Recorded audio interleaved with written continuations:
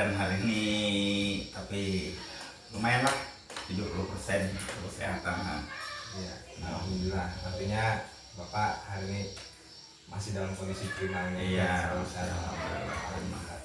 Jadi begini Pak, ini saya dapat tugas demonstrasi kontekstual pada modul 3.1 pada pembelajaran algoritma penggerak. Di mana tugas ini mewawancarai kepala sekolah di mana tempat saya bertugas, yaitu dengan Bapak untuk mewawancarainya.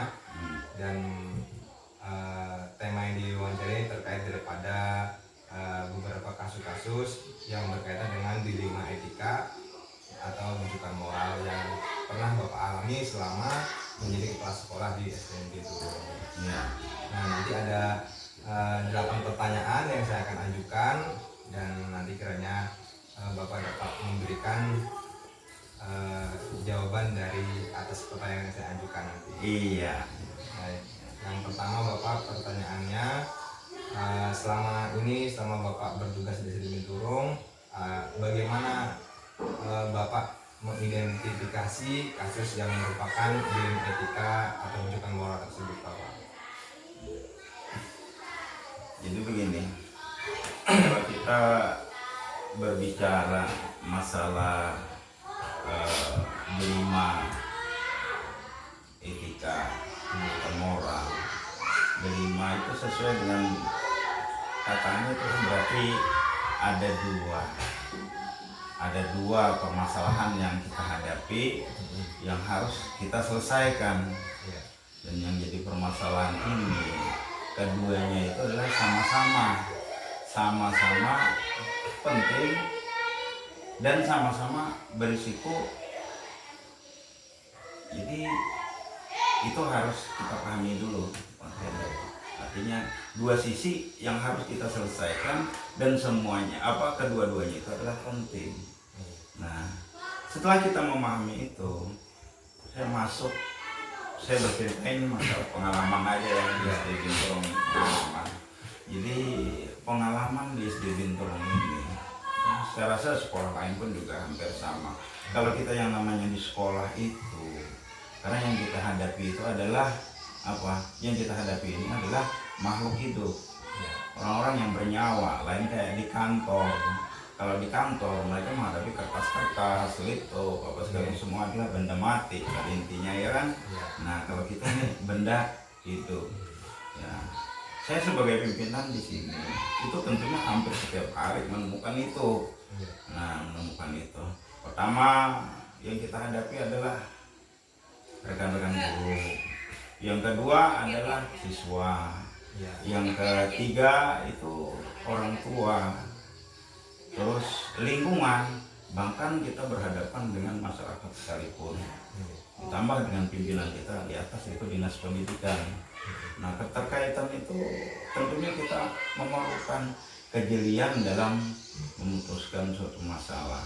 Jadi intinya itu, mengenai pertanyaan itu tadi, kita harus memahami dulu apa sih yang namanya dilema. Dilema itu adalah dua sisi yang sama-sama harus kita selesaikan atau kita putuskan, sementara keputusan itu kita ambil sangat berisiko. Nah, kalau pengalaman saya itu setiap mengambil keputusan yang masalah dilema etika dan moral ini, itu saya sering ada yang saya ambil dengan keputusan saya sendiri, ada yang saya ambil dengan atau saya selesaikan dengan mengadakan rapat baik sesama guru maupun melibatkan orang tua murid, bahkan sampai siswa sekalipun. Nah, jadi strategi saya itu adalah yang pertama, misalnya yang saya selesaikan saya sendiri itu biasanya itu hubungan permasalahan antar guru. Permasalahan guru antara kepala sekolah dengan guru, dan pokoknya antara konteks dengan guru itu harus saya selesaikan sendiri. Nah, terkecuali sampai kepada titik yang memang saya tidak bisa menyelesaikan itu, berarti secara otomatis saya harus misalnya ke yang lebih tinggi lagi, kepada pengawas ataupun ke dinas pendidikan. Nah contoh persoalan itu seperti yang terjadi barangkali kepada Pak Taufik sendiri. Itu Pak Taufik misalnya mengusulkan kepada saya untuk ikut guru penggerak, ya kan? Nah ini contoh ini, contoh kecil dulu. Nah Pak Taufik mengusulkan. Nah terus di dalam hati saya, apakah saya bisa putuskan itu Pak Taufik saya izinkan atau enggak? Sementara di hati saya itu ada dua. Nah ini yang disebut tadi, terjadi delima di dalam hati kita. Terjadi delima di dalam hati kita itu, apakah saya putuskan Pak Upik ini bisa ikut, saya beri rekomendasi untuk ikut guru penggerak, dan itu sebagainya Pak Upik melaksanakan program dari pemerintah untuk melaksanakan guru penggerak. Nah sedangkan saya sendiri tahu persis bahwa guru penggerak ini suatu saat nanti proyeksinya kan untuk menjadi kepala sekolah, apalagi di tempat kita ini, Kecamatan Pemukaan Utara. Saya tahu banyak sekali nanti sekolah-sekolah yang akan kosong, artinya ditinggalkan oleh kepala sekolah karena keadaan pensiun, bahkan ada yang mutasi, tapi kebanyakan ada di Kecamatan Pemukaan Utara itu adalah pensiun. Nah kenyataan ini yang saya hadapi, berarti saya menghadapi bahwa Upik saya izinkan, atau Upik saya izinkan untuk ikut guru penggerak. Nah sementara Pak Taufik nanti profesinya untuk jadi kepala sekolah, berarti meninggalkan sekolahan sini, ya kan? Meninggalkan sekolahan ini. Nah, sementara di SDN Binturong sendiri kekurangan guru. Nah, ini. Nah, artinya berkecamuk di hati saya. Nah, itu dia yang harus saya urus. Tapi karena ini bisa saya atasi sendiri, saya pun akan lebih berpikir karena sesuai saya sebagai pimpinan itu saya bisa memutuskan karena saya pilih. Pertama, pilihan saya kenapa saya izinkan Pak Taufik, karena saya memikirkan Pak Taufik kan masih muda dan perlu karir itu perlu dikejar. Nah, karir anak buah saya jadi harus dikejar. Nah, sedangkan ibaratnya saya sendiri untuk menutup itu nanti bagaimana? Nah, ini harus berhadapan juga, di mana kita akan menemukan nanti kekosongan guru. Nah, sedangkan di sini kita cuma berapa orang kan, di sini cuma 6 guru dengan saya, dan saya pun sendiri mengajar. Nah, ditambah nanti orang-orangnya. Nah, itulah. Jadi harus saya putuskan. Kenapa saya bisa putuskan itu? Karena Pak Taufik kan ibaratnya harus mengejar karir. Jangan sampai di sini saya tidak mau anak buah saya karirnya hanya sampai sebagai guru, paling tidak bisa untuk ditingkatkan menjadi kepala sekolah, bahkan kalau perlu sampai ke jenjang pengawas dan lebih tinggi lagi. Itulah yang saya putuskan, berikan rekomendasi. Nah itu. Jadi tadi mengidentifikasinya artinya kita memahami dulu dilema etika yang terjadi itu apa dulu. Kemudian tadi dihadapkan dengan persoalan yang kita hadapi adalah manusia bukan mati. Tergantung dari persoalan yang dihadapi itu. Nah, artinya kalau antar guru saja kita selesaikan, saya sendiri bisa yang putuskan. Nah, lain halnya dengan ibaratnya permasalahan dengan murid. Nah, ini harus saya identifikasinya secara otomatis. Pertama, guru wali kelasnya, artinya sesama rekan guru, ditambah dengan orang tua wali murid, dan muridnya sendiri pun terpaksa kita rembukan atau kita adakan dulu, yaitu adalah pertemuan.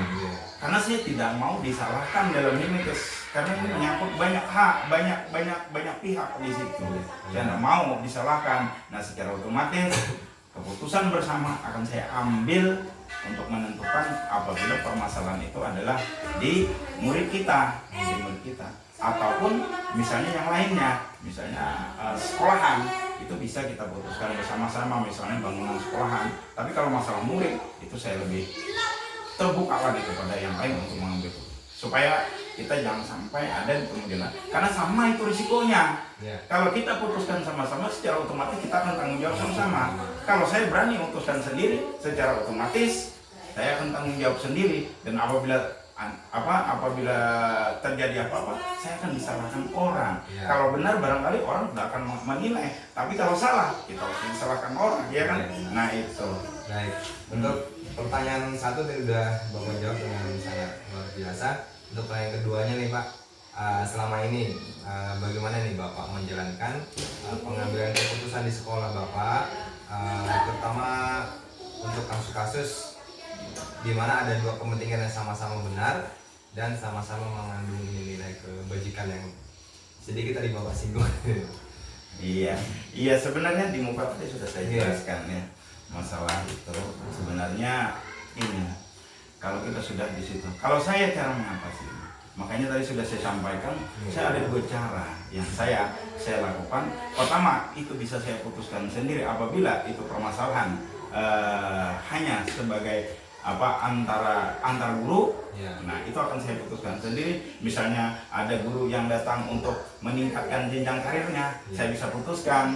Atau ada guru ibaratnya yang ada bermasalah dengan guru yang lain, itu saya bisa putuskan. Walaupun saya tahu persis biasanya guru-guru itu ada permasalahan pun biasanya dia pasti bersama-sama mempertahankan ide-ide mereka. Nah disitulah kita ambil keputusan. Nah karena seorang pemimpin itu harus berani mengambil keputusan kalau sudah posisi begitu. Di antara sebuah organisasi kan harus ada pemimpin. Pemimpinlah nanti yang akan mengambil keputusan. Artinya kita dengarkan kedua belah pihak, memang sama-sama bagus, atau kita cari jalan tengahnya untuk bisa mencapai kesepakatan. Itu antar guru. Nah kalau murid tadi saya tidak berani saya mengambil keputusan selain daripada melakukan identifikasi dengan cara mengumpulkan orang tua murid, mengumpulkan komite sekolah, kalau perlu mengumpulkan muridnya sendiri saya panggil supaya permasalahan. Nah karena kasus ada terjadi seperti di tempat kita di Bintulung, karena tahu sendiri kita di Bintulung ini masyarakatnya pun ya ibaratnya itu mereka rata-rata kan masih terbelakang daripada orang-orang di sekolah-sekolah di kota atau di kecamatan di Bintulung ini. Kadang-kadang mereka sama-sama berangkat, duduk sama-sama, lalu si A kita naikkan, yang si B tidak dinaikkan. Padahal yang kebetulan si B ini memang bodoh ya kan.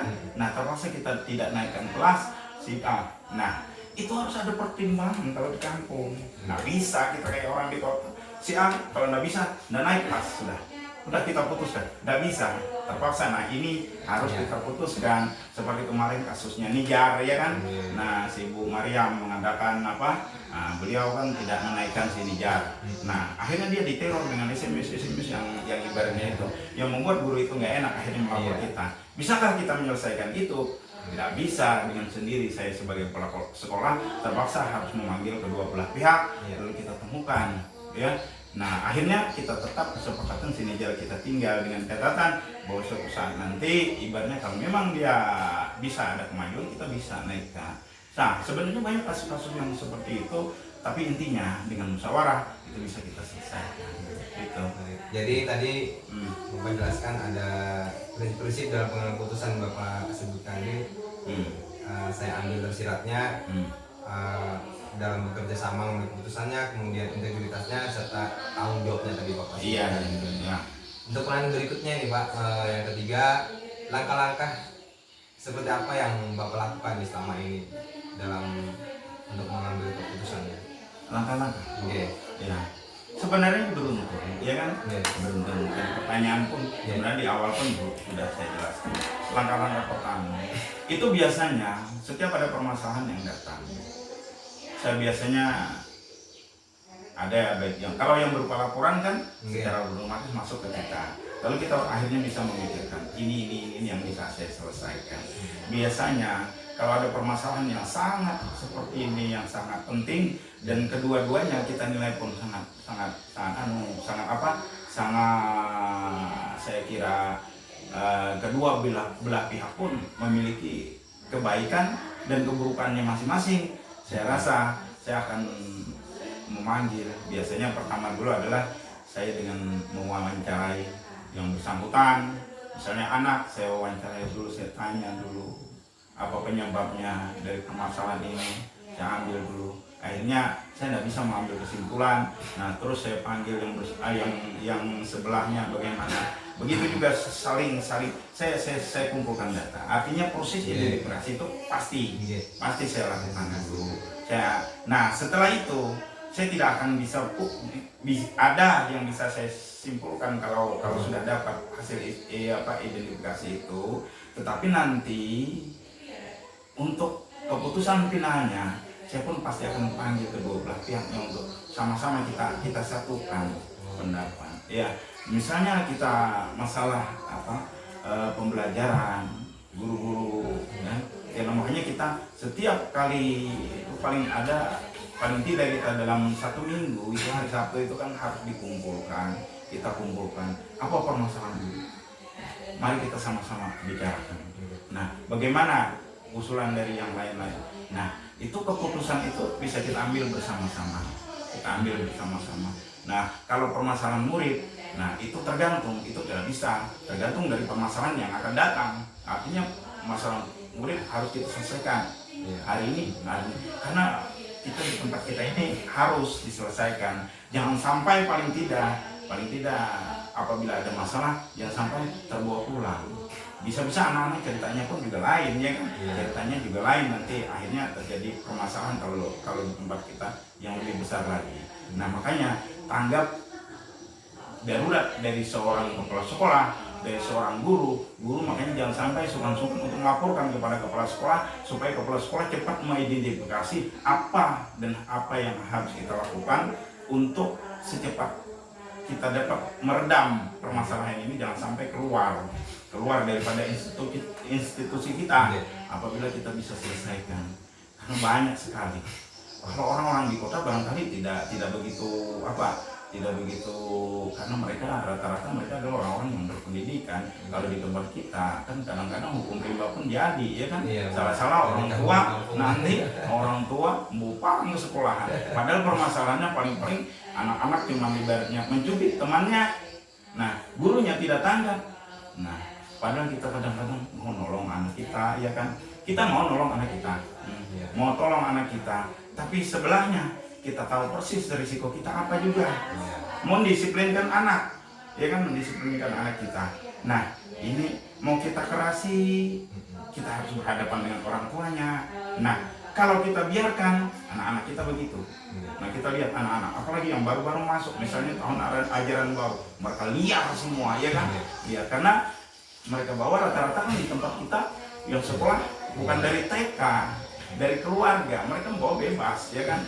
Nah, mendisiplinkan itu adalah sebuah tindakan yang sangat bagus. Tetapi bisakah orang tua murid itu menerima? Kan tidak bisa, semua belum tentu bisa. Artinya setiap dia melakukan pelanggaran, misalnya membuang sampah sembarangan, kita suruh dia ambil. Kita suruh, kalau dia pulang dia lapor sama orang tuanya. Wah, rame bakaran, ya kan? Nah, itulah. Jadi kita dari situ terpaksa biasanya kan, makanya setiap kali ada murid baru kita kumpulkan dulu, kita kasih tahu peraturan-peraturan di sekolah kita. Itu salah satunya untuk meredam dilema moral dan etika itu tadi. Iya, itu salah satunya. Artinya setiap kita penerimaan siswa baru kita kumpulkan, kita kasih tahu peraturan ini yang berlaku di dalam sekolah kita.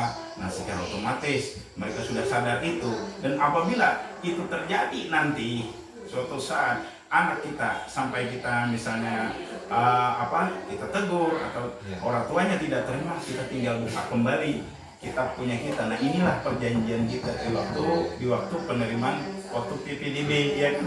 Nah, di situ.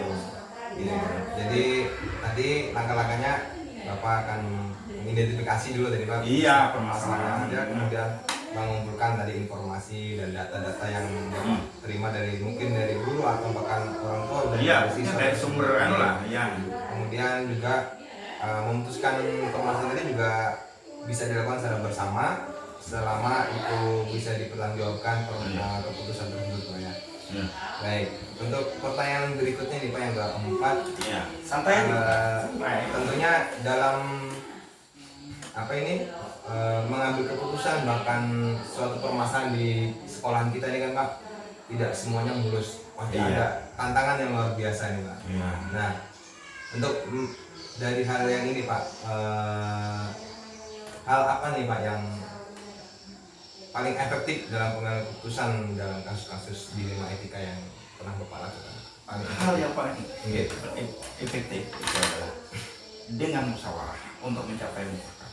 Itu artinya Setelah kita melakukan identifikasi, lalu kita adakan pertemuan dari kedua belah pihak atau dari banyak pihak sekalipun, lalu kita kumpulkan dalam suatu ruangan, lalu kita bicara, ngomong apa adanya, kita ngomong apa adanya. Baik guru, jangankan orang tua, ya kan, jangankan ibaratnya orang tua murid, masalah murid mau.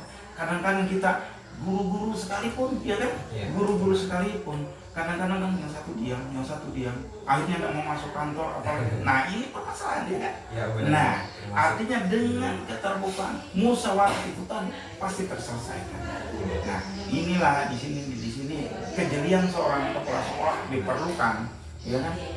Dengan melihat situasi, oh kenapa bapak si Anu ini nggak pernah masuk, setiap hari cuman duduk di bawah pohon jambu aja. Baru masuk nanti kalau orang-orang sudah masuk baru masuk ke kantor, ambil laptop, ambil buku, baru berangkat. Nah itu kan kita harus jadi. Nah ini harus kita masalah apa kita selesaikan masalah. Jadi itu tadilah. Jadi kunci daripada segala itu adalah dengan musyawarah untuk kita capai mufakat. Lalu kita adakan semacam sama aja dengan murid kita. Nah, peraturan kan sekarang kita nggak lagi kayak dulu. Kita harus anak begini. Kita nggak bisa. Kita panggil orang tua murid, kita panggil muridnya kalau perlu. Lalu kita adakan kesepakatan. Karena kesepakatan itu lebih baik daripada kita pakai peraturan yang datang ibaratnya dari mana, datang langsung set kita tempel harus mengikuti ini. Itu rasanya tidak bisa dipakai lagi. Itu rasanya sudah ketinggalan. Nah yang paling bagus itu kesepakatan. Setelah kita sepakat sama-sama, artinya mereka pasti punya rasa tanggung jawab baik dengan guru, orang tua murid, komite sekolah, masyarakat, lingkungan ibaratnya yang ada di lingkungan sekolah ini. Itu banyak itu kejadian-kejadian yang seperti ini. Itu buktinya kayak kemarin kita ngatasi anjing selalu masuk ke sekolahan kita. Kita setiap hari pun marah ya kan, marah karena guru-guru ikut bersih kelas, apa anjing kotor betul, di samping najis segala macam. Nah itu kayak apa kita mau atasi. Nah lalu ada timbul ide kita sudah waktu sekolah ini udahlah kita pagar aja sekolah ini, ya kan, kita pagar walaupun ibaratnya dengan pagar yang sederhana. Nah buktinya teratasi kan masalah itu, artinya kekompakan guru-guru. Nah masyarakat pun bisa bantu kita dengan membantu yang jelas menyediakan bambu. Anak-anaknya kita wajibkan kan membawa bambu berapa 40 potong itu. Nah satu anak akhirnya kan bisa kita atasi itu. Nah sampai sekarang sekolah kita bisa bersih. Begitu juga dengan lingkungan. Misalnya di belakang sekolah kita ada jambu, ya kan? Jambu. Nah kita kita larang masyarakat untuk mengambil jambu itu. Enak apa enggak? Sedangkan kita di lingkungan orang, ya kan? Nah akhirnya bolehlah orang ngambil jambu itu, artinya tidak dilarang, tetapi dengan catatan kita sediakanlah ibaratnya tempat sampah agar mereka tidak membuang sampah sembarangan dan akhirnya, nah itu. Jadi kuncinya itu apa tadi? Jadi adalah yang paling efektif adalah musyawarah Pak ya. Musyawarah mufakat sehingga nanti timbullah kesepakatan yang disepakati bersama-sama untuk menjadi keputusan yang dapat diperjuangkan secara bersama-sama. Kemudian yang pertanyaan kelima nih Pak, tadi saya singgung sedikit, dalam setiap permasalahan kan pasti ada yang permasalahan yang bisa kita mudah tangani, ada yang sulit, bahkan ada tantangan yang luar biasa dalam mengambil keputusannya. Jadi dari pertanyaan kelima ini hal yang dalam mengambil keputusan terhadap tantangan nih Pak, yang selama ini merupakan tantangan dalam pengambil keputusannya dalam kasus dilema etika ini seperti apa nih Bapak? Maksudnya yang paling berat apa? Artinya ininya Pak, cara mengambil keputusannya terhadap permasalahan yang ada ini, yang sangat menantang. Misalnya ada permasalahan yang menantang, kemudian cara pengambilan keputusannya yang Bapak lakukan. Jadi begini, kalau di antara kasus-kasus yang kita hadapi, kasus dilema etika yang kita hadapi di sekolahan Binturung di tempat kita ini, biasanya permasalahan yang sangat menantang itu adalah biasanya permasalahan yang kita hadapi antara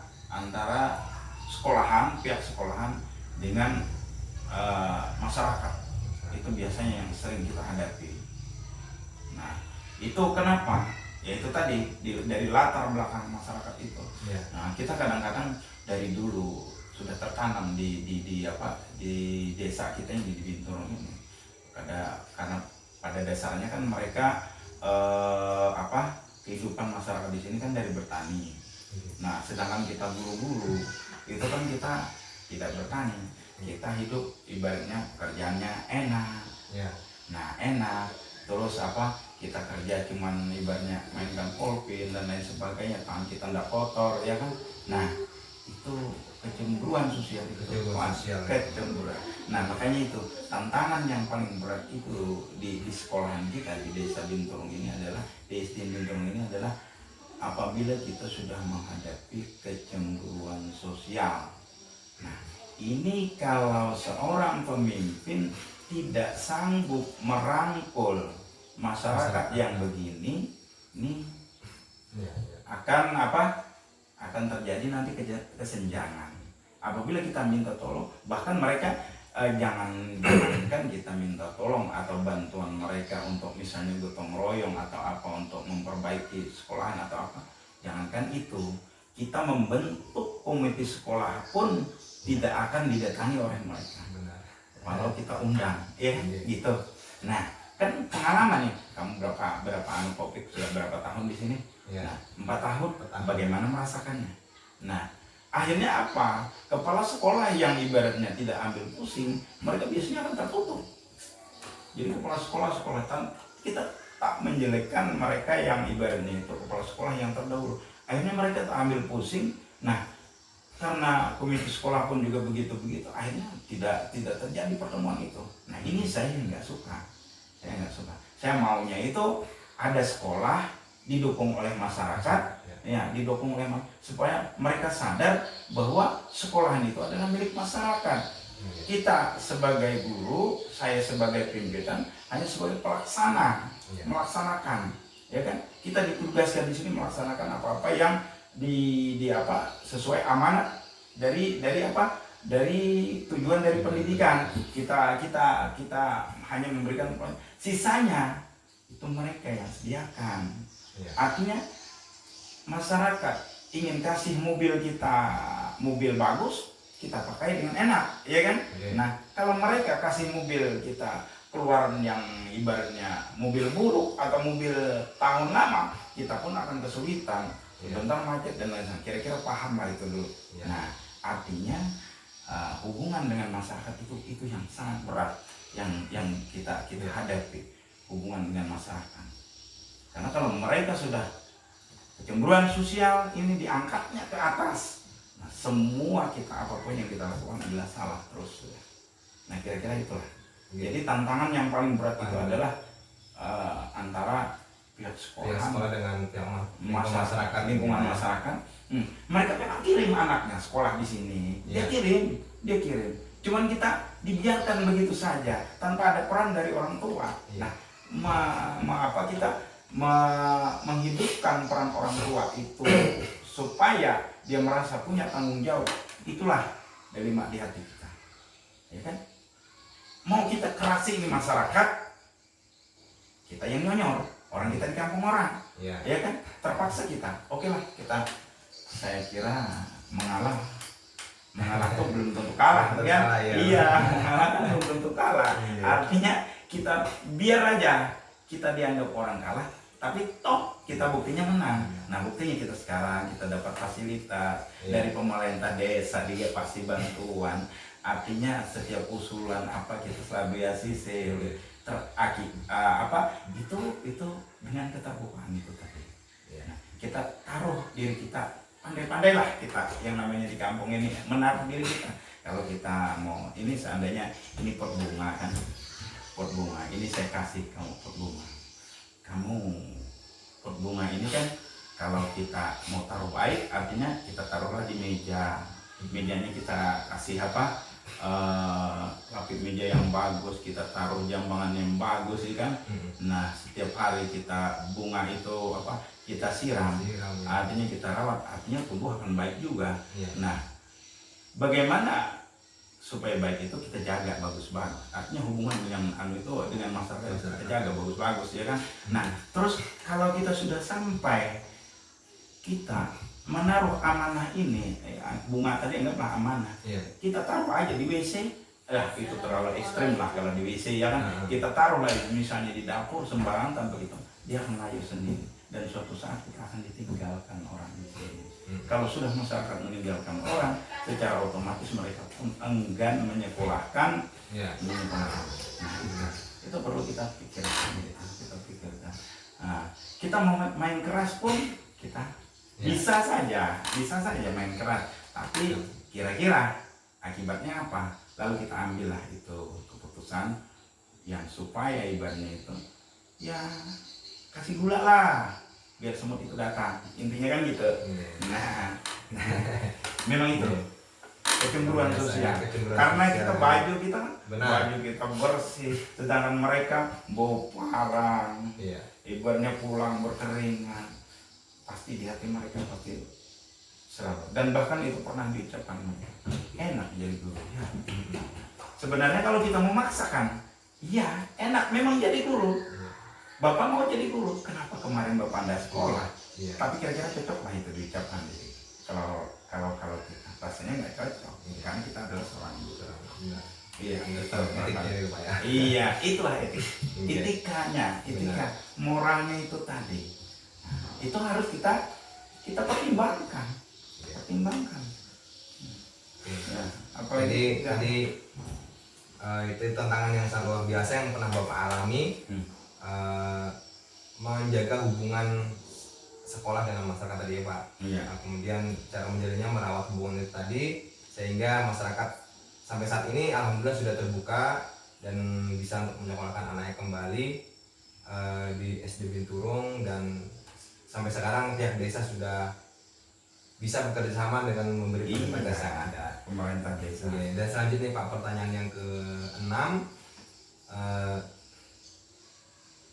apakah ini Pak dalam mengambil keputusan Bapak ini memiliki ini ya Pak jadwal tertentu atau misalnya waktu-waktu tertentu dalam untuk menyelesaikan kasus-kasus dilema yang ada di sekolah, atau langsung menyelesaikan di tempat? Dan bisa juga misalnya ini ya Pak, prosedurnya yang seperti apa yang ingin Bapak lakukan? Itu gini, sebenarnya itu penyelesaian biasanya saya lakukan tergantung situasi dan kondisi atau keadaan di sekolah kita. Nah, kalau permasalahan misalnya permasalahan guru itu kan kita selalu mengadakan pembinaan. Artinya apabila ada di tingkat permasalahannya itu ada di tingkat daripada guru, itu saya kan seperti biasa kita lakukan pembinaan secara terjadwal. Artinya sebulan sekali kita lakukan dengan cara menggali permasalahan-permasalahan yang ada di guru lah. Lalu kita angkat ke permukaan, Nah itu sudah terjadwal dan kita lakukan itu ya kan. Masa tiap kita lakukan rapat. Nanti kita selalu lakukan per minggu. Nah setelah hari Sabtu kita temukan itu, lalu kita bisa selesaikan, kita cari solusinya sama-sama. Nah bukan di minggu, biasanya di Sabtu ya kan? Sabtu. Nah itu santai. Iya, itu artinya kan yang terjadwal. Nah kalau yang tidak terjadwal itu tergantung dari permasalahan. Misalnya permasalahan yang tidak terjadwal ini kebanyakan adalah datang dari siswa kita, dari orang tua murid, bahkan dari lingkungan sekolah kita. Itu enggak terjadwal. Nah itu kita lakukan apa? Bahkan kita harus selesaikan secepatnya, karena yang namanya lidah itu kadang-kadang lebih cepat daripada anak panah. Nah untuk mencegah yang seperti itu perlu kita selesaikan secepatnya. Kalaupun kita tidak selesaikan, paling tidak kita bisa tenangkan permasalahan ini dengan cara panggil orang tua atau panggil murid, kita tenangkan, kita Iya. cari apa permasalahannya. Nah setelah itu kita damaikan untuk sementara, lalu sambil kita berpikir carikan solusinya bagaimana caranya ini. Itu Jadi ada yang terjadwal, ada yang tidak terjadwal. Terjadwal.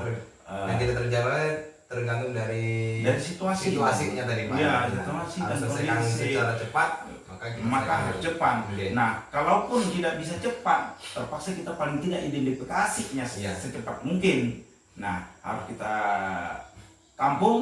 Nah, nanti kita rembukan ke dalam, bisa kita selesaikan. Saya bisa selesaikan, putuskan sendiri. Kalau saya tidak bisa menyelesaikan, saya akan minta bantuan guru-guru. Saya yakin guru dengan ibaratnya ada rembukan antara guru dengan kepala sekolah itu pasti terpecahkan. Iya. Jadi kita ada yang kita selesaikan sendiri, ada juga yang saya selesaikan ke dalam artian sama-sama guru. Nah, dengan musyawarah lalu kita lakukan itu. Baik, untuk pertanyaan berikutnya ya Pak, dalam untuk mengambil keputusan setiap Bapak lakukan, apakah ada seseorang yang Bapak libatkan atau ada faktor-faktor lain yang selama ini bisa mempermudah dan membantu Bapak dalam mengambil keputusan? Iya, itu pasti. Iya. Tadi kan sudah saya jelaskan, itu pasti. Karena kita dalam bekerja, yang namanya bekerja dalam sebuah organisasi ataupun institusi, itu kan yang namanya kita bekerja sama, banyak Iya. teman. Nah, dalam mengambil sebuah keputusan tadi, saya bisa melibatkan antar guru, ya. Saya bisa libatkan bahkan antar guru yang ada di dalam sekolah kita. Bahkan saya bisa melibatkan permasalahan ini antar guru yang ada di gugus. Seperti kemarin kan kita menghadapi masalah. Kemarin kita menghadapi masalah apa? Masalah kayak masalah apa? Sistem zonasi yang diterapkan.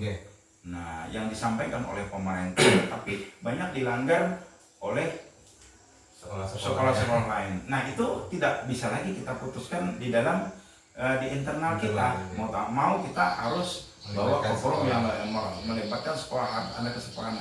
Nah, itu dengan sekolah-sekolah lain. Nah, itu harus kita selesaikan. Nah, apabila ada permasalahan di sekolah pun yang ibaratnya harus diselesaikan oleh kepala sekolah, saya tidak bisa memecahkan, paling tidak sama guru-guru pun saya tidak bisa memecahkan. Masih saya akan bawa ke forum namanya K3S. Nah, di situ ada kumpulan guru kepala sekolah. Di situ kita bisa selesaikan juga. Nah, dalam catatan bahwa kerahasiaan, karena di dalam itu ada hal-hal yang bisa kita sampaikan kepada guru-guru. Sebagai kepala sekolah itu ada ITK-nya yang harus kita sampaikan, bisa kita sampaikan pada guru. Ada juga yang tidak bisa kita sampaikan kepada guru, artinya harus diputuskan oleh sendiri. Nah, oleh kepala sekolah, karena saya tidak ada tempat untuk di sekolah, berarti saya sampaikan kepada guru kan nggak bisa. Nah, mau tidak mau dari organisasi K3S itulah, di situ nanti para kepala sekolah bisa bantu kita. Nah, itu dengan cara itu tadi, dengan cara paling sharing kah, saling berbagi pengalaman kah, di situ kita bisa selesaikan. Saya rasa kalau masalah mengatasi terima ITK ini, yang penting asal kita mau bekerja sama, mau bermusyawarah, saya kira bisa diselesaikan. Berat rasanya, berat, karena kita sama dengan berdiri di apa. Kalau seandainya supir tuh bapak tuh dulu bilang, kalau namanya supir itu kaki sebelah kanan itu menginjak kuburan, sebelah kiri itu menginjak penjara katanya. Artinya apa? Kita bawa mobil itu, apabila kita ditabrak orang berarti kita masuk kuburan. Kalau kita nabrak orang kita masuk penjara, kan gitu. Itu delima juga ya kan? Delima. Nah, makanya itu keputusan. Tapi kita perlu hidup, kita harus mencari nafkah untuk keluarga. Mau tidak mau seorang supir harus berangkat. Begitu kita juga seorang guru, iya kan? Keputusan harus kita selesaikan. Apapun yang namanya masih di dunia ini, kita masih berisiko. Nggak ada yang nggak berisiko. Guru risikonya apa? Kita pun sekarang terancam masuk penjara, ya kan? Iya. Salah sedikit cubit anak orang. Ada yang nggak senang, laporkan. Kalau dulu kita biar diajar apa, kan sekali-kali pulang kasih tahu sama orang tua malah ditambah kita, ya kan? Saya ingat dulu. Saya kalau misalnya rotan apa segala macam biasa saja sudah. Artinya dicubit, belum lagi di kepala dihantamkan papan tulis, itu biasa. Jangan cerita sama orang tua, nanti malah ditambah digambar kita, iya kan? Kalau sekarang orang tua nggak terima, biasanya kan, wah saya nyubit anak saya jangan pernah guru berani pen. Nah itu kan apa? Padahal tujuan kita supaya anak kita pintar, ya kan? Nah, supaya anak didik kita pintar, disiplin. Nah tapi mereka nggak terima, perlu kesepakatan. Kalau dia berani, tinggal kita kasih tahu ini kesepakatan kita kemarin, ini kesepakatan kita kemarin, dan sudah ditandatangani. Kalau orang pakai mata, kalau polisi sekalipun datang ke sini, ayo nih, asal tindakan kita sebagai guru, sebagai kepala sekolah sesuai dengan kesepakatan kita. Jangan lewat daripada itu. Kalau lewat daripada itu, udah tahu kita nggak tanggung jawab sebagai pimpinan, ya kan? Nah itu. Baik Pak, ini yang terakhir nih Pak. Dari semua hal yang tadi sudah Bapak sampaikan, menurut Bapak nih pembelajaran apa yang dapat Bapak ambil dan dari pengalaman yang Bapak dalam mengambil keputusan tadi Pak? Ya. Jadi pengalaman yang bisa saya ambil, sebenarnya banyak pengalaman itu. Kita ambil salah satunya aja yang pengalaman yang bisa saya ambil. Yang penting tujuannya itu adalah untuk kebaikan, untuk terakhirnya untuk supaya baik. Nah jadi dari keputusan yang harus kita ambil dalam sebuah keputusan yang sama kuatnya ini memang berat, sangat berat. Itu yang saya alami itu sangat berat. Tapi saya bekerja merasa tidak sendiri. Tuh. Saya bekerja tidak sendiri. Toh saya punya anak buah, ya kan? Toh saya punya komite sekolah, toh saya punya apa? Punya pengawas, toh saya punya dinas pendidikan, bahkan yang terakhir kita masih punya pimpinan yang lebih tinggi, yaitu termasuk di sana Kementerian Pendidikan. Nah, Kementerian Pendidikan. Kalau kita ada permasalahan, saya rasa selama kita masih berjalan, ibaratnya keputusan kita itu masih berlandaskan asas-asas yang ibaratnya itu dibenarkan dalam institusi kita, saya rasa tidak mungkin kita ibaratnya itu sampai Anda celaka lah, ibaratnya celaka dalam mengambil keputusan. Artinya keputusan yang kita ambil pertama tadi saya ambil musyawarah. Musyawarah itu setiap keputusan kalau kita musyawarahkan pasti akan terselesaikan. Itu kuncinya. Dan yang kedua, kita di dalam menjalankan tugas, kita harus situasi dan kondisi kita. Saya ini kira-kira sekolahan kita ini kira-kira berada di lingkungan apa. Kadang-kadang guru-guru itu yang kadang-kadang salah, bukan salah, kita nggak bisa juga salahkan guru. Artinya dia sudah bertindak, cuman dia tidak sadar bahwa dia itu di posisi mana. Artinya dia berada di lingkungan apa. Itu barangkali kalau jadi bonglon itu nggak boleh dalam pendirian. Tetapi kalau jadi bonglon di dalam menempatkan diri kita di sebuah lokasi, saya kira itu boleh. Artinya kita bertempat tinggal di lingkungan yang memang mereka berpendidikan artinya tidak tinggi seperti orang-orang di kota, tidak salah atau kita masuklah di situ. Jadilah mereka dulu, baru kita sampaikan kebenaran itu, ya kan? Jangan kita langsung, oh ini benar, ini salah, wah dihajar orang kita kalau di sini, ya kan? Di kampung ini. Artinya kita masuklah dulu, biarlah kita jadi orang jadi mereka dulu, baru kita sampaikan apa yang ingin kita sampaikan. Siswa kita juga begitu. Dulu aku tahun berapa ya? Tahun 96 datang ke sini. Itu anak-anak sekolah nggak ada yang pakai sepatu. Nggak ada. Masuk anak-anak di sini itu jam 10 ke atas baru masuk belajar. Nah, itu jangan langsung dirubah. Nah, datang pun jangan harap mereka pakai baju seragam. Mereka baju ya suka-suka mereka, ada yang baju kaos, ada baju apa. Yang penting mereka mau sekolah. Tapi kita ambil baiknya itu dulu. Dia mau sekolah dulu, mau sekolah.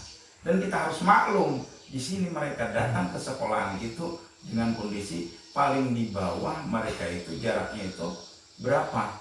Bisa sampai 2 kilo, 3 kilo. Bahkan orang Lebu itu ke sini sekolah. Orang Jelembung itu ke sini sekolah. Jelembung ke sini aja sudah berapa? 5 kilo itu.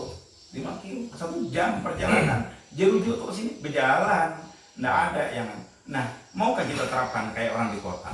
Kalau udah habis kita di kampung ini, ya kan? Artinya biarlah dulu itu mulut kita dulu. Nah, akhirnya kita masukkan pelan-pelan sama anak-anak. Sampai sekarang kita jangan hanya terima sekarang, oh sekolah nih di Binturong sudah bagus, pakai baju seragam, anak-anak berangkat sudah pakai apa? Pakai sepatu dan lain sebagainya. Sekarang, dulu ya, dulu mereka jalan kaki, bahkan enggak bisa disalahkan kalau anak-anak itu naruh parang nanti di belakang di kursinya. Kenapa? Karena mereka berangkat pun dengan jalan kaki, barangkali nanti ketemu bambu yang roboh apa segala macam, ada kayu, mau nggak mau dia harus potong, ya kan? Nah itulah permasalahan. Terus masuklah kita ke sana dulu, baru kita sampaikan bahwa ini yang bagus, ini yang bagus. Nah, jangan langsung kita, wah ini salah, mempunyai seorang sana, habis kita. Nah itu. Jadi musyawarah itu tadi bagus.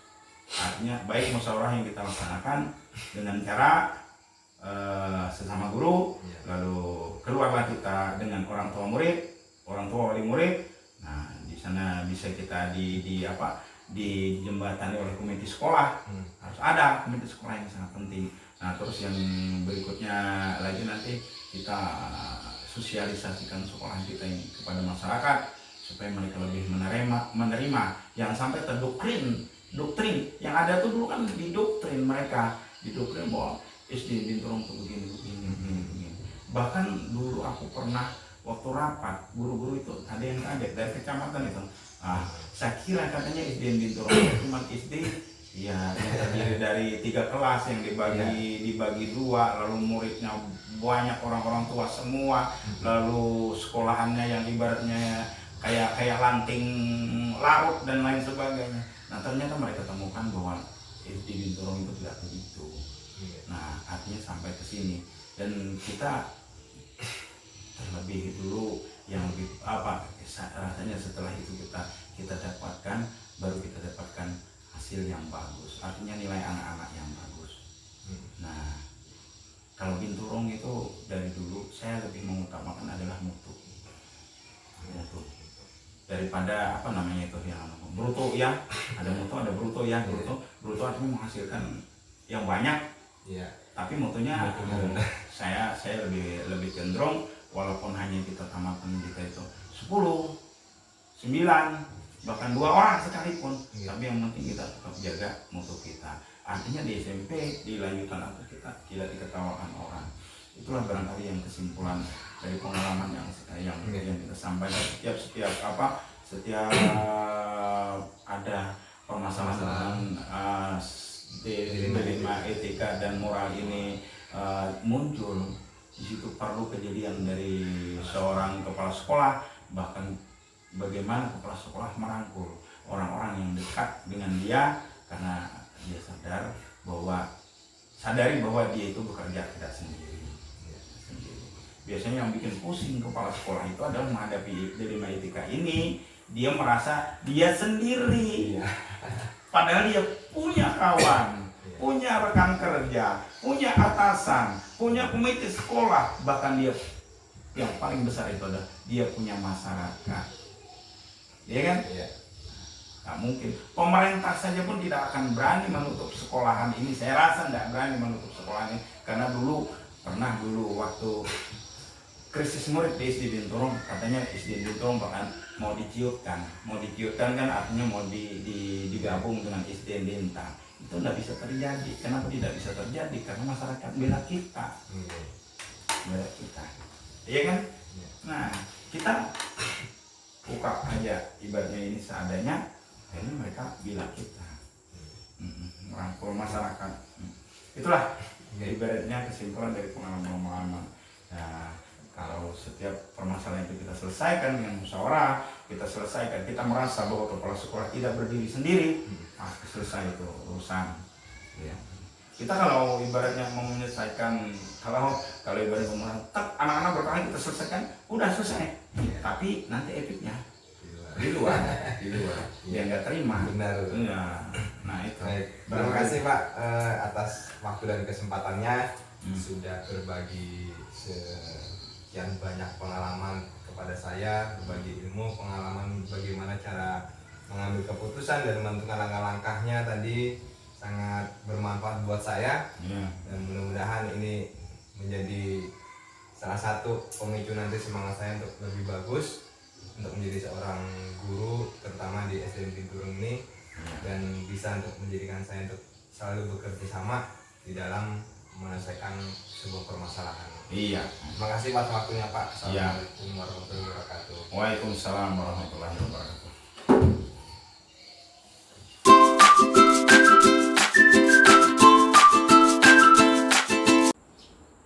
Assalamualaikum Ibu. Waalaikumsalam warahmatullahi wabarakatuh. Gimana kabarnya hari ini? Alhamdulillah. Maksud saya kesini Ibu, sebelumnya saya mohon maaf sudah mengganggu waktu luang Ibu. Saya mau minta waktu sebentar untuk melakukan wawancara bersama Ibu selaku kepala sekolah di SD Binturong Estate. Wawancara yang akan saya lakukan bersama Ibu ini terkait tema dengan pengambilan keputusan terhadap kasus-kasus di lima etika dan moral yang ada di sekolah Ibu selama Ibu menjadi kepala sekolah di sekolah ini. Dan nanti Ibu dapat saya harapkan dapat berbagi pengalaman bagaimana cara mengatasinya terhadap kasus-kasus yang ada di sekolah Ibu. Dan nanti saya akan memberikan beberapa pertanyaan terkait dari kasus dilema dan moral. Pertanyaan yang akan saya ajukan nanti ada 8. Jadi mohon kesediaan Ibu nantinya untuk bisa memberikan pandangan dan pengalaman terhadap pertanyaan yang saya ajukan. Pertanyaan pertama Ibu di sini, bagaimana Ibu mengidentifikasi kasus-kasus yang merupakan dilema etika atau rujukan moral yang menurut Ibu pernah Ibu lakukan di sekolah?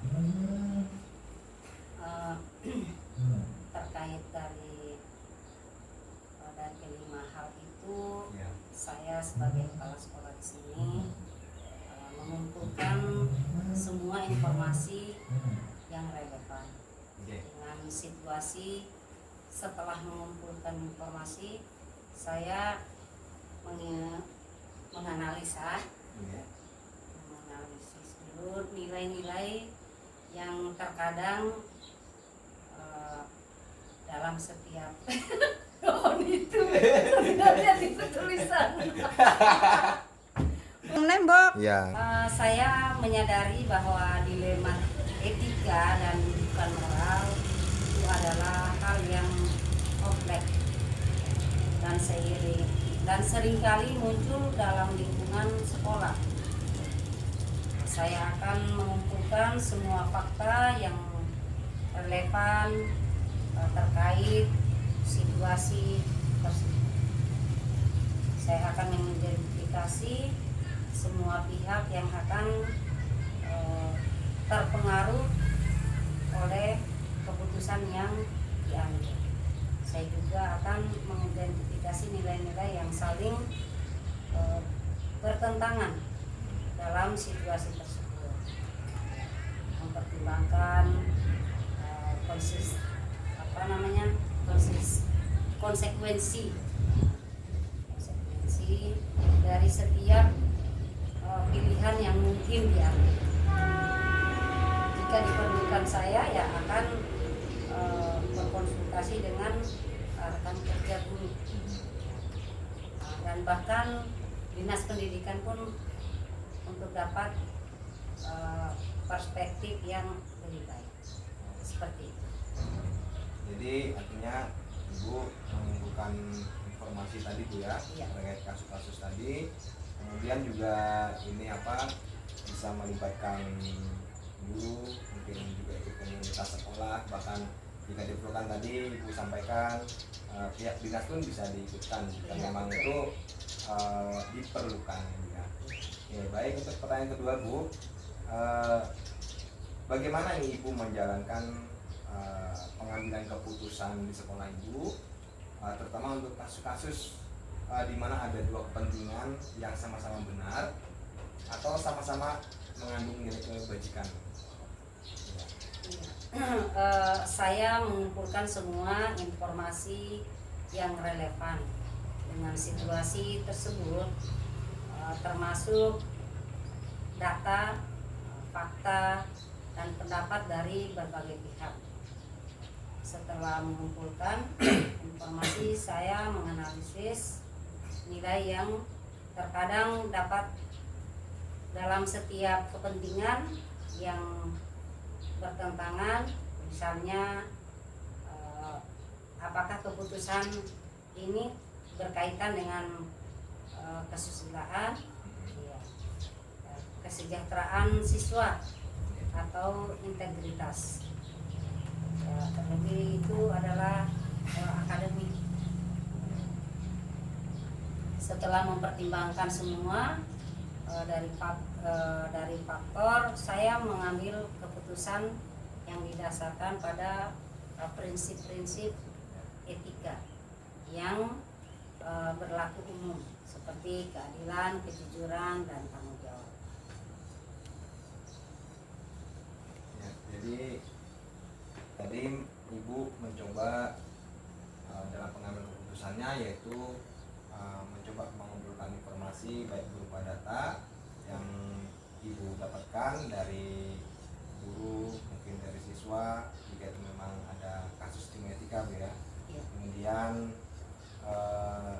selanjutnya menganalisis Bu ya. Setelah menganalisis baru kita menentukan keputusan dengan prinsip-prinsip etika yang tadi Ibu sebutkan tadi, dari kejujuran, keadilan, bahkan tanggung jawab tadi Bu ya.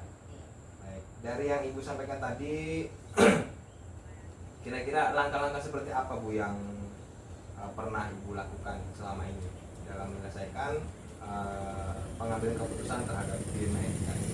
Ya, kalau saya selama ini, saya akan mengidentifikasi semua pihak yang terlibat dan akan terpengaruh oleh keputusan yang akan diambil, yang melakukan pengumpulan data yang lebih detail dan akurat, sehingga kasus tersebut bisa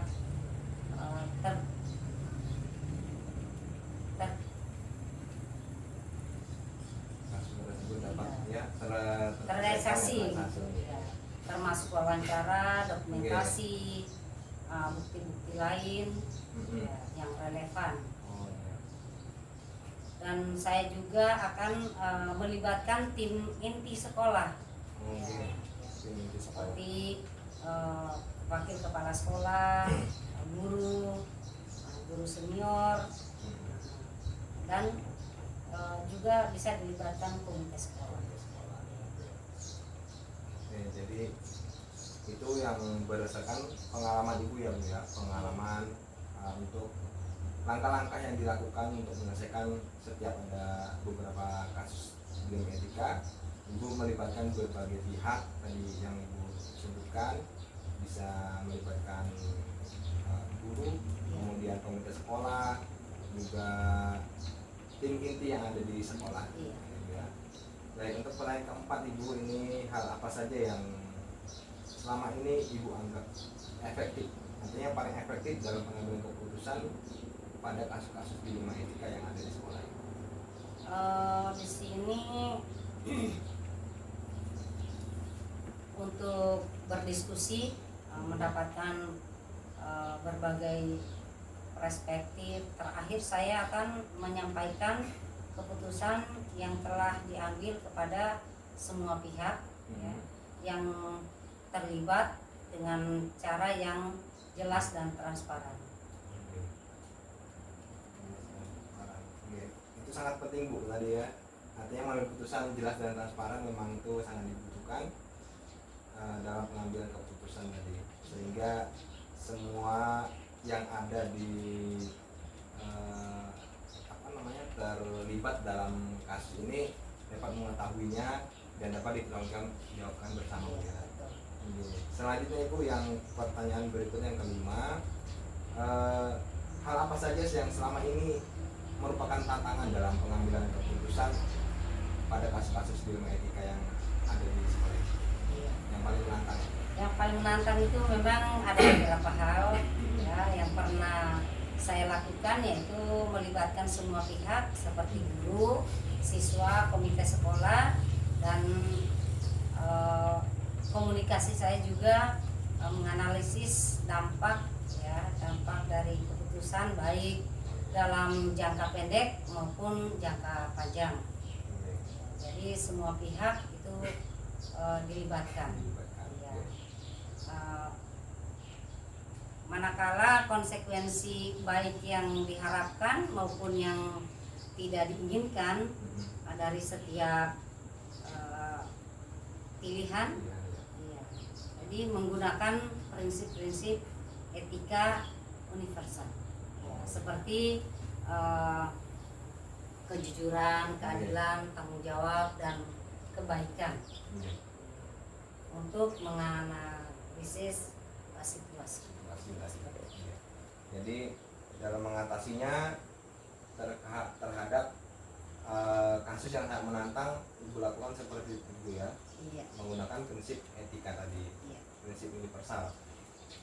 Untuk pertanyaan keenam Ibu, apakah Ibu mempunyai jadwal tertentu, atau anggaplah dalam sekolah Ibu memiliki dalam sebulan atau seminggu ada jadwal tertentu untuk menyelesaikan kasus-kasus dilema etika di sekolah Ibu, atau mungkin juga ketika ada kasus dilema etika langsung diselesaikan di tempat tanpa dibawa keluar atau baru waktu yang lama seperti itu? Mungkin ada prosedur yang lebih efektif yang Ibu lakukan. Oh iya. Kalau untuk pengambilan keputusan dalam kasus-kasus dilema etika seringkali dihadapkan pada berbagai tantangan. Ya.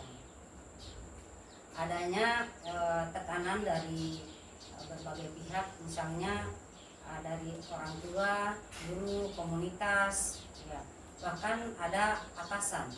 Ya. Seringkali harus mengambil keputusan dengan cepat tanpa cukup waktu. Ya. Jadi mempertimbangkan semua aspek. Ya. Selanjutnya dihadapkan pada pilihan antara menegakkan aturan secara ketat atau memberikan fleksibilitas ya, dalam situasi tertentu. Ya. Untuk selanjutnya Bu, ya pertanyaan ketujuh nih dari saya, adakah seseorang atau faktor-faktor lain yang bisa mempermudah atau bisa membantu Ibu dalam mengambil keputusan dalam kasus dilema etika? Artinya ada orang yang bisa Ibu ajak berdiskusi seperti itu. Itu tergantung pada sifat kasus, misalnya mengadakan pertemuan, mengadakan pertemuan formal dengan semua pihak yang terlibat, ya, menggunakan metode mediasi. Ya, mediasi untuk membantu pihak-pihak yang berkonflik ya, mencapai keputusan, melakukan penyelidikan mendalam untuk mengumpulkan bukti dan fakta. Baik Bu, yang terakhir Bu, pertanyaan ke-8, dari semua hal yang tadi telah Ibu sampaikan, pembelajaran apa nih Bu yang Ibu dapat petik dari pengalaman Ibu selama ini dalam pengambilan keputusan di Lima Etika? Dari pengalaman saya dalam mengambil keputusan di Lima Etika ini, saya telah belajar banyak hal, ya, banyak hal berharga dalam menghadapi Lima Etika. Telah mengajarkan saya bahwa pengambilan keputusan adalah proses yang kompleks, ya, dan menantang, namun dengan pendekatan yang sistematis, ya, berpegang pada nilai-nilai etika dan melibatkan berbagai pihak, kita dapat membuat keputusan yang bijak dan bertanggung jawab. Oke, terima kasih Ibu sudah memberikan waktu luang atas wawancara yang saya lakukan dengan Ibu guna memenuhi tugas daripada saya dalam pendidikan guru penggerak. Mudah-mudahan informasi dari pengalaman Ibu yang selama ini Ibu lakukan di sekolah Ibu saat ini dapat bermanfaat buat saya dan dapat saya jadikan sebagai panduan nanti ketika saya berada di sekolah saya dalam menyelesaikan kasus-kasus di Lima Etika. Terima kasih Ibu atas waktunya dan kita akhiri. Assalamualaikum warahmatullahi wabarakatuh. Waalaikumsalam warahmatullahi wabarakatuh.